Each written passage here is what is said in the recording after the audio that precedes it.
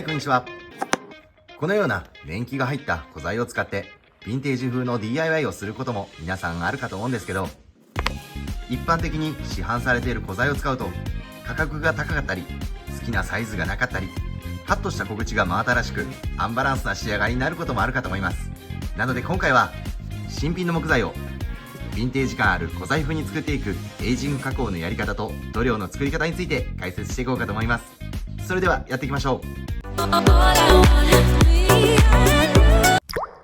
まずはじめにこのような新品の木材をエイジング加工してヴィンテージ感漂う古材風に作っていくために、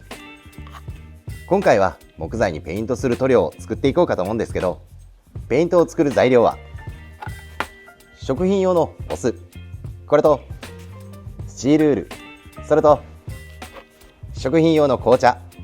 こちらの3種類を使ってペイントをする塗料を作っていこうかと思います。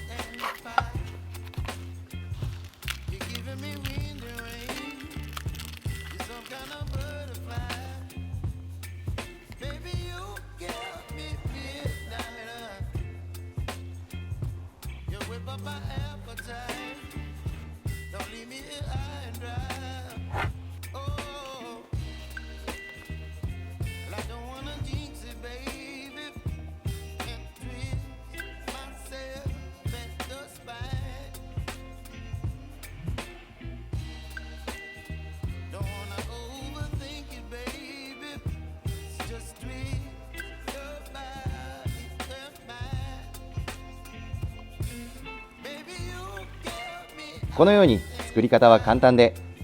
紅茶とスチールウールがお酢に浸るまで瓶の中に入れて、あとはしばらく放置するだけでペイントをするための塗料は完成なんですけど、放置する時間が長ければ長いほど色合いが濃い塗料が出来上がります。今回はこのまま1日置いて24時間後に塗料を使っていこうかと思うんですけど、ペイントをするための塗料が出来上がる前に新品の木材をさらにヴィンテージ感漂う古材風に作っていくために、使う道具は何でもいいんですけど、今回は DIY などで使うこのような工具などを使って木材表面に長年使われたような傷などを表現していこうかと思います。そして今回エイジング加工していく材料は、多少赤みがかった杉材と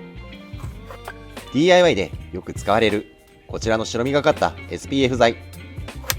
こちらの2種類それぞれに加工を入れてペイントをしていこうかと思います。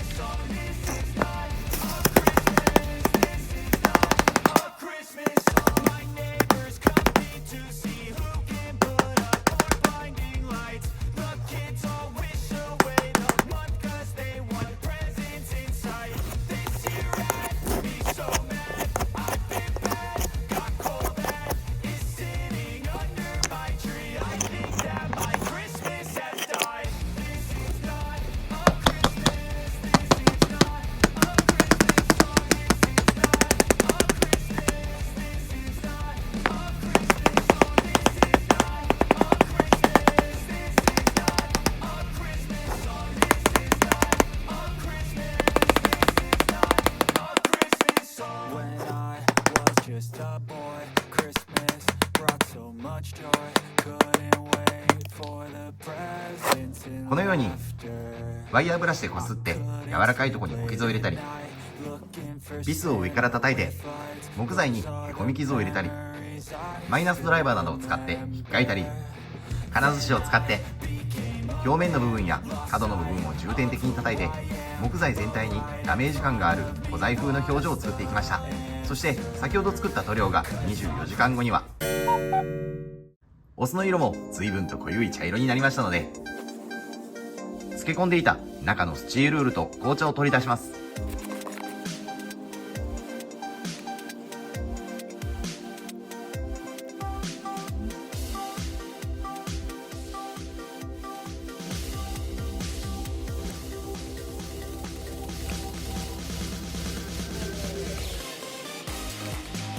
このように中身を取り除いて液体だけにすると、あとは木材に作った塗料を塗っていくだけなんですけど、木製の作業台やテーブルの上でペイントをしていくと、万が一液体が垂れた場合には作業台やテーブルにもシミができますので、塗料が垂れても汚れたりしないようにシートなどを使って保護をしていきます。そしてこちらは剣山のようにたくさんのトゲが上を向いた猫よけのシートなんですけど、ペイントをした木材の乾燥を良くするために塗装した木材の台として使っていこうかと思います。そして塗装用のハケを使って木材全体をペイントしていこうかと思います。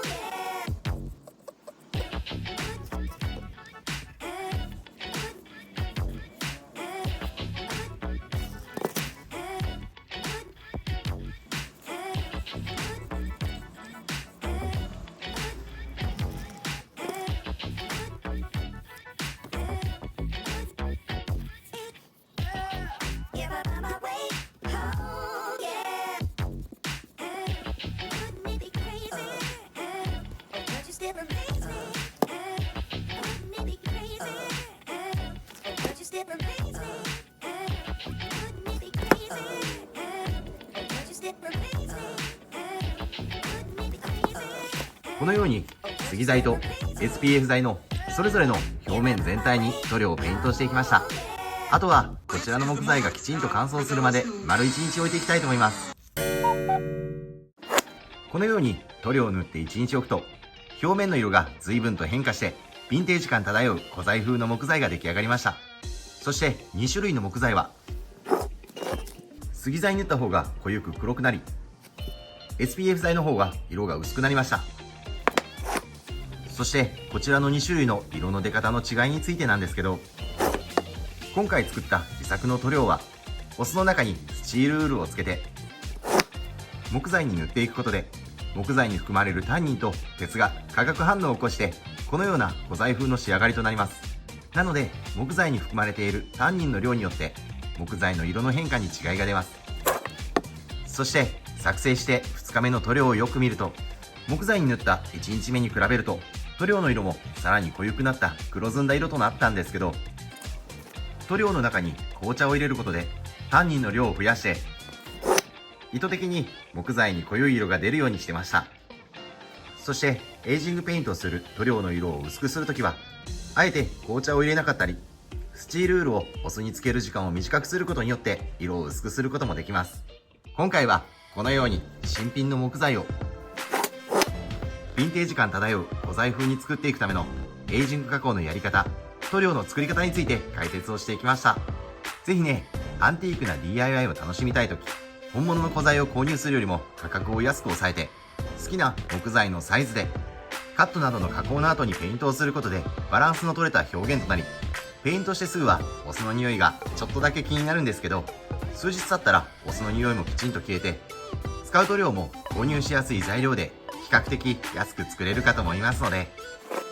ヴィンテージ感がある DIY で古材風の木材を作る時の参考にしていただけたらと思います。今回の動画参考になった気に入ったと思っていただけましたらですね、ぜひチャンネル登録、高評価よろしくお願いいたします。ではまた次回の動画でお会いしましょう。